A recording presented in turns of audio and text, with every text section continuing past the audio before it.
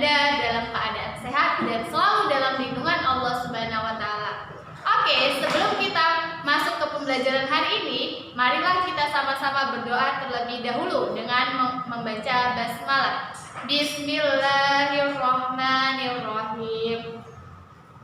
Nah, hari ini kita akan belajar IPA, ilmu pengetahuan alam. Materi pembelajaran kita hari ini yaitu bagian tubuh tumbuhan beserta fungsinya. Nah, sebelum kita masuk ke materi pembelajaran, alangkah lebih baiknya kita tahu dulu tujuan pembelajaran kita hari ini itu apa. Nah, tujuan pembelajaran kita hari ini yaitu 1. Siswa dapat mengetahui bagian tubuh pada tumbuhan. 2. Siswa dapat mengetahui bagian tumbuhan beserta fungsinya. Oke?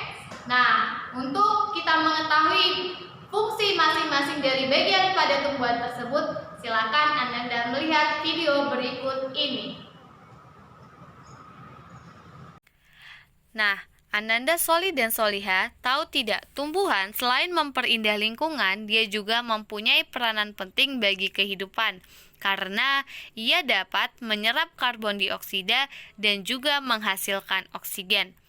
Nah, apakah kalian tahu apa saja bagian-bagian dari tumbuhan? Tumbuhan itu terbagi menjadi 5 bagian utama, yaitu ada akar, ada batang, daun, buah, dan bunga. Itulah bagian tubuh pada tumbuhan. Nah, sekarang kita akan membahas fungsi dari masing-masing bagian tersebut. Pertama, kita akan membahas akar. Nah, ini adalah contoh akar. Akar adalah bagian tumbuhan yang berada di dalam tanah. Nah, apakah Ananda semua tahu fungsi dari akar? Fungsi akar yang pertama, sebagai menyerap air dan zat makanan.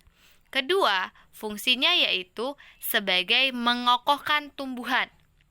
Nah, jika tumbuhan tidak memiliki akar, tumbuhan tersebut akan mudah dicabut, mudah roboh ketika diterpa angin atau hanyut terbawa air ketika turunnya hujan.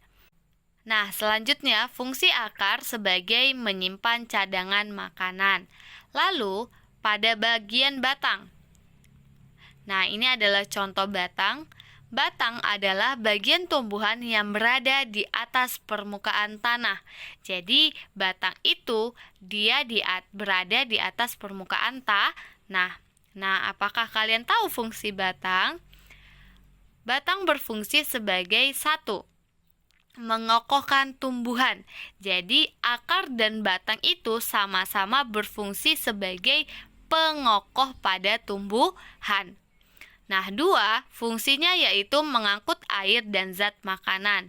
Yang ketiga, fungsinya sebagai menyimpan makanan. Dan keempat, fungsinya sebagai tempat tumbuhnya daun, bunga, dan buah. Jadi, batang itu fungsinya juga sebagai tempat tumbuhnya daun, bunga, dan buah. Nah, itulah fungsi pada batang. Nah, sekarang kita akan masuk kepada bagian daun. Nah, ini adalah contoh daun.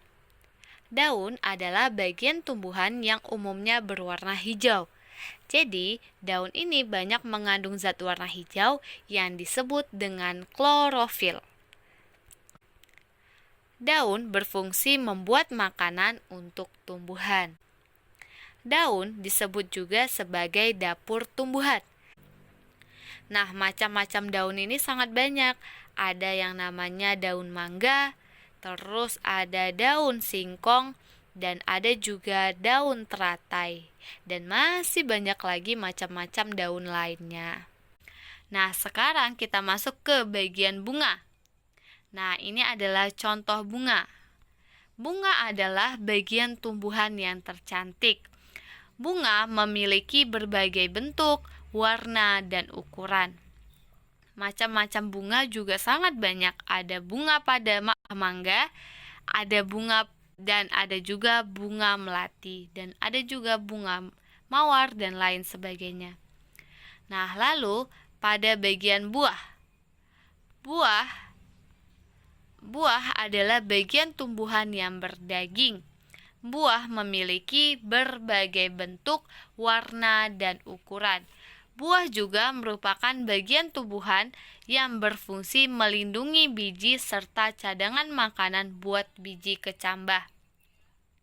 Nah, macam-macam buah itu sangat banyak. Ada buah stroberi, ada jeruk, ada mangga.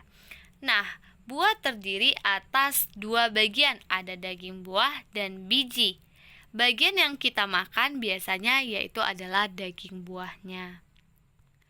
Lalu, terakhir ada biji, pada bagian biji. Nah, ini adalah contoh biji semangka. Biji adalah bagian tumbuhan yang umumnya terdapat dalam buah. Di dalam biji terkandung calon tumbuhan. Jadi, di dalam biji tersebut terkandung calon tumbuhan, yang mana ketika biji itu kita tanam kembali, dia akan tumbuh tumbuhannya. Nah, macam-macam biji itu juga sangat banyak. Ada biji semangka, terus ada biji rambutan, dan ada juga biji kacang merah. Nah, itulah bagian tubuh tumbuhan beserta fungsinya. Oke, cukup sekian pembelajaran kita hari ini. Semoga Ananda semua bisa memahami pembelajaran kita hari ini. Ustazah akhiri, wassalamualaikum warahmatullahi wabarakatuh. See you.